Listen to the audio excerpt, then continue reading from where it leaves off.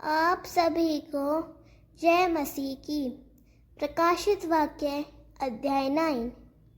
क्या आपने कभी सोचा है कि अंत समय में जब परमेश्वर का न्याय पृथ्वी पर प्रकट होगा तो वह कैसा दिखाई देगा? प्रकाशित वाक्य अध्याय 9 हमें एक ऐसा दर्शन दिखाता है जो दिल दहला देने वाला है। यह वह समय है जब स्वर्ग की तुरहियां बजती हैं और अंधकार की गहराई से टिड्डियां निकलती हैं, जो साधारण टिड्डियां नहीं बल्कि विनाश की आत्माएं हैं। उनके डंक से लोग पीड़ा में चिल्लाएंगे, लेकिन मौत भी उनसे भाग जाएगी। यह अध्याय हमें याद दिलाता है कि परमेश्वर का धैर्य अनंत नहीं है। जब मनुष्य बार बार पाप में गिरता है और परमेश्वर की चेतावनियों को अनसुना करता है, तब न्याय का दिन अवश्य आता है। आज हम गहराई से देखेंगे कि प्रकाशित वाक्य अध्याय 9 की इन भविष्यवाणियों का अर्थ क्या है। ये टिड्डियां और स्वर्गदूत कौन हैं और यह सब हमारे जीवन और विश्वास से कैसा जुड़ा है। अंत समय के ये रहस्य आपको चौंका देंगे और आपकी आत्मा को जगाएंगे। तो आइए साथ मिलकर प्रकाशित वाक्य अध्याय 9 के इस अद्भुत भयानक दर्शन में प्रवेश करें। वचन 1। पांचवें स्वर्गदूत ने अपनी तुरही फूंकी और मैंने एक तारे को आकाश से पृथ्वी पर गिरा हुआ देखा। उस तारे को अधोलोक के कुएं की चाबी दी गई। व्याख्या: यह गिरे हुए तारे का अर्थ किसी स्वर्गदूत या शक्ति से है जिसे परमेश्वर ने न्याय के कार्य के लिए अनुमति दी। अधोलोक का कुआं अंधकार और दुष्ट आत्माओं का स्थान है। यह परमेश्वर दिखाता है कि शैतानी शक्तियां परमेश्वर की अनुमति से ही कार्य करती हैं। वचन 2। उसने अधोलोक के कुएं को खोल दिया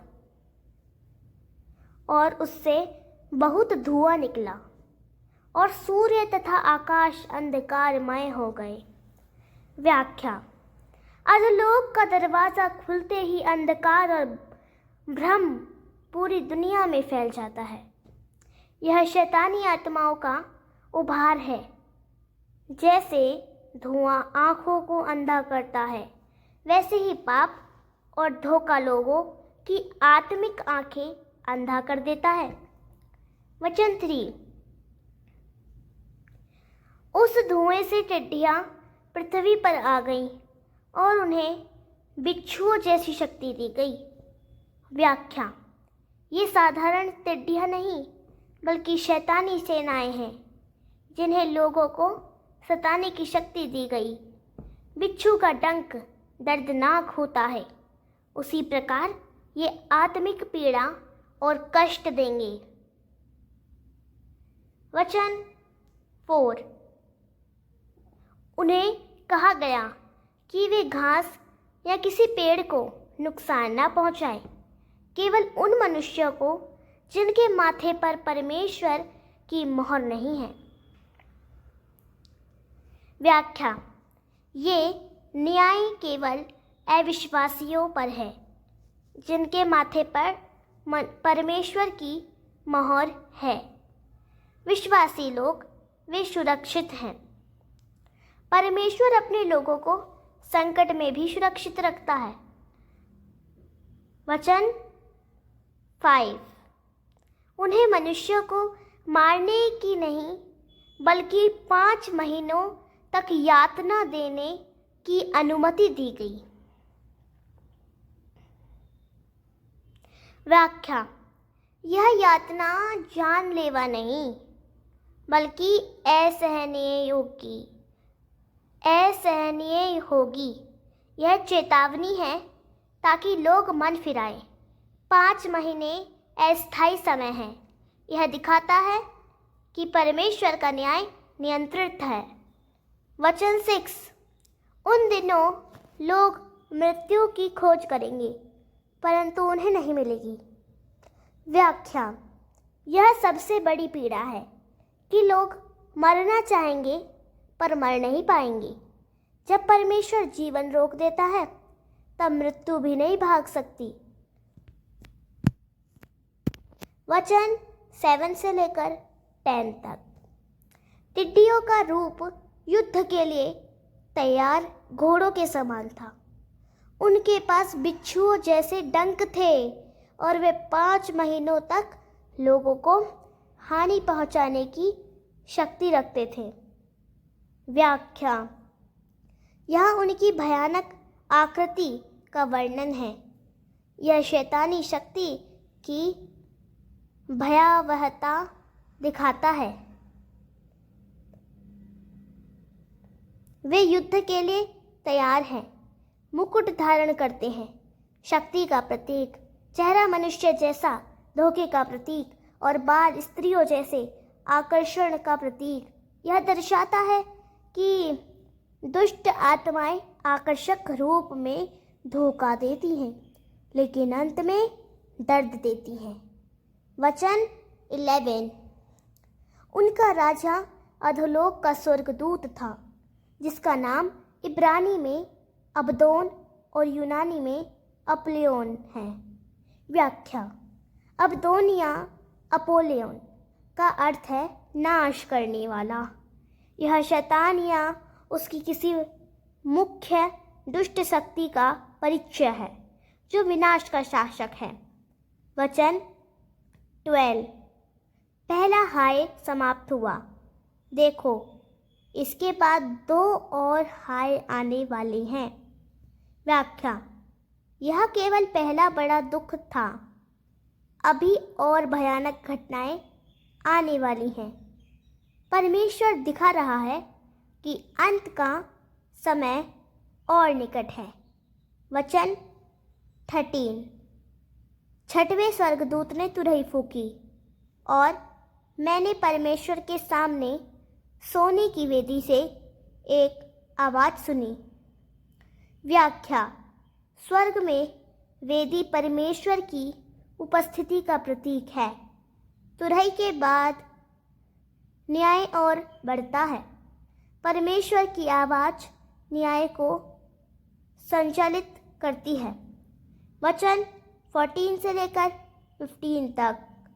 4 स्वर्गदूत जो महान यूफ्रात नदी के पास बंधे थे, उन्हें छोड़ दिया गया। वे तैयार थे एक निश्चित घड़ी, दिन, महीना और वर्ष के लिए, ताकि मनुष्यों के 1/3 को मार डालें। व्याख्या, ये दुष्ट स्वर्गदूत परमेश्वर की निश्चित योजना के अनुसार रोके हुए थे। जब समय पूरा हुआ, उन्हें छोड़ दिया गया। वे विश्वव्यापी युद्ध और मृत्यु लाते हैं। यह न्याय गंभीर है क्योंकि 1/3 लोग मर जाते हैं। वचन 16, घुड़सवारों की संख्या 2 करोड़ थी। व्याख्या, यह विशाल सेना है जो धरती पर भय और विनाश लाती है। संख्या की विशालता दिखाती है कि मानवता को पूरी तरह से डरा दिया जाएगा। वचन 17 से लेकर 19 तक। घोड़ों और सवारों का रूप ऐसा था, उनके मुख से आग, धुआं और गंधक निकलती थी। उनके मुंह और दांत दोनों में मारने की शक्ति थी। व्याख्या, यह भयानक वर्णन प्रतीकात्मक है। आग, धुआं और गंधक नरक और विनाश के चिन्ह हैं। यह दर्शाता है कि शैतानी सेनाएं लोगों पर केवल शारीरिक ही नहीं, आत्मिक विनाश भी लाती हैं। वचन 20।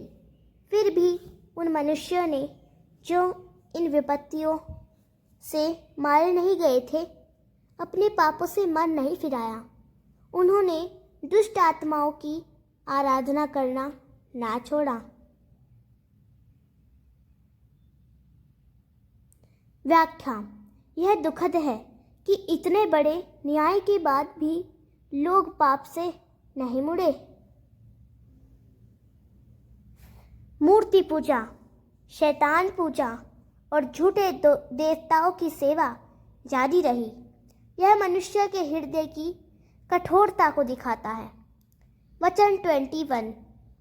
उन्होंने अपनी हत्याओं, जादू टोने, व्यभिचार और चोरी को भी नहीं छोड़ा।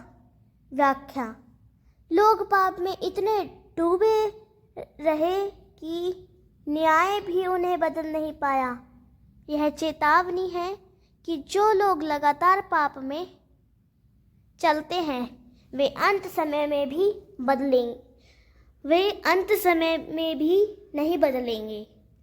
प्रकाशित वाक्य अध्याय 9 हमें यह सिखाता है कि अंतिम दिनों में शैतान अपनी सारी ताकत लगाकर मनुष्य को धोखा देगा, लेकिन जो प्रभु यीशु मसीह पर विश्वास रखते हैं उनके माथे पर परमेश्वर की मोहर होगी और वे सुरक्षित रहेंगे। आज संसार में चारों ओर अंधकार, युद्ध और विपत्ति की खबरें सुनाई देती हैं। यह हमें याद दिलाता है कि समय निकट है और हमें जागते रहने की ज़रूरत है। क्या आप तैयार हैं उस दिन के लिए जब स्वर्ग की तुरही बजेगी? क्या आप प्रभु यीशु मसीह के लहू से धोए गए हैं? यह समय है प्रभु की ओर लौटने का, क्योंकि केवल वही हमें आने वाले न्याय से बचा सकता है। अगर आपको यह संदेश आशीषमय लगा हो तो इसे अपने दोस्तों और परिवार तक ज़रूर पहुंचाएं। और हाँ, अगले वीडियो में हम प्रकाशित वाक्य के और भी रहस्यों को उजागर करेंगे। इसीलिए चैनल को सब्सक्राइब करना मत भूलिए और घंटी दबाइए ताकि कोई भी आशीष आपसे छूट ना जाए। प्रभु यीशु मसीह की शांति आप सब पर बनी रहे। आमीन। आप सभी को जय मसीह की।